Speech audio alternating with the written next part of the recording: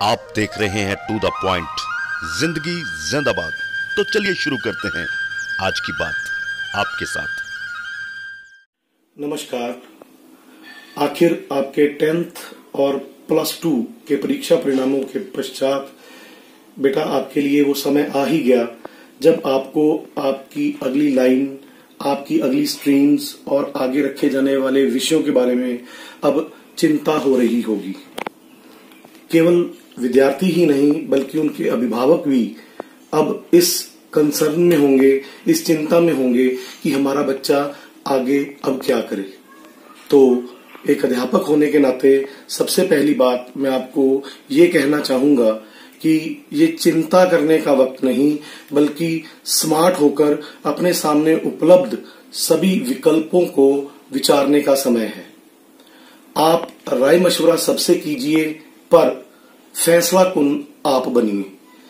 विद्यार्थियों, सबसे पहले अपनी रुचि को पहचानिए, अपना पैशन देखिए कि आप किस सब्जेक्ट में अधिक कंफर्टेबल महसूस करते हैं।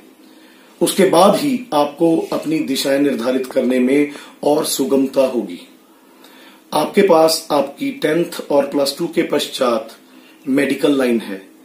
यदि आप हॉस्पिटल और मेडिकल रिसर्च जैसे पेशों के साथ जुड़ना चाहते हो, डॉक्टर बनना चाहते हो, तो आप अवश्य इसकी ओर कदम बढ़ा सकते हो।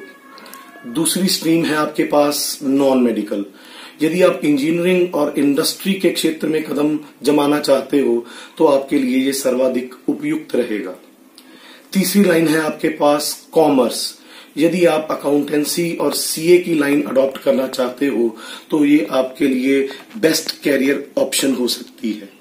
और चौथी लाइन है आपके पास ह्यूमैनिटीज आर्ट्स, जिसमें आप कई आगे पेशों को आत्मसात कर सकते हो, पर उसके लिए आपको पहले बेहतर सब्जेक्ट्स चूज करने होंगे। आर्ट्स का अध्यापक होने के नाते मैं आपको ये राय देना चाहूंगा कि विषय सभी अपने आप में एक समान है, पूरी तरह महत्वपूर्ण है, पर कई विषय ऐसे हैं जिनको लेकर आप आगे सुगमता से अपनी जिंदगी बना सकते हो। जैसे मैथमेटिक्स सोचने में एक टफ सब्जेक्ट है, पर यदि आप आर्ट्स में इस सब्जेक्ट्स को लेकर आगे बढ़ते हो तो आपको आगे कंपटीशन एग्जाम में किसी भी तरह की कोई प्रॉब्लम नहीं आएगी।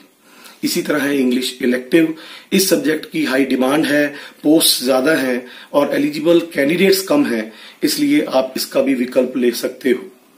तीसरी ऑप्शन आपके पास आर्ट्स में आती है history, political science, public administration जैसे सब्जेक्ट्स रखने में, जिसको आप आगे कंपटीशन एग्जाम क्लियर करने में, आईएएस पीसीएस जैसे ऑफिसर बनने में बेहतरीन समझ सकते हो।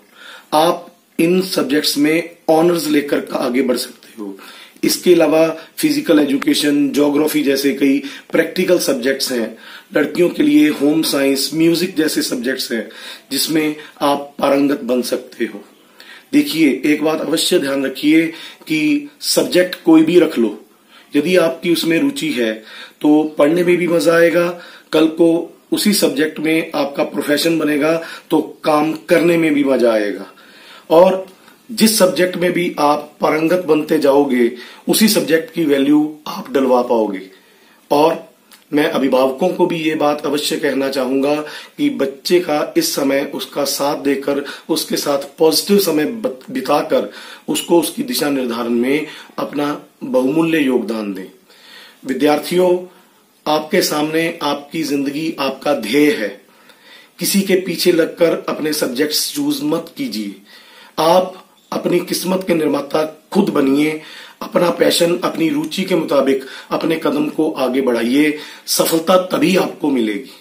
और अपनी बात को इस शायर की पंक्तियों के साथ मैं समापन की तरफ लेके जाना चाहूंगा कि गिरते नहीं है फूल अपने आप झोली में, कर्म की शाख को हिलाना होगा। गिरते नहीं है फूल अपने आप झोली में, कर्म की शाख को हिलाना होगा। कुछ नहीं होगा कोसने से अंधेरे को, अपने हिस्से का दिया खुद ही जलाना होगा। जिंदगी जिंदाबाद। आईना सी होती है जिंदगी, तुम भी मुस्कुरा तो वो भी मुस्कुरा देगी। हुनर सब में होता है तो चलो फिर करते हैं हुनर की बात।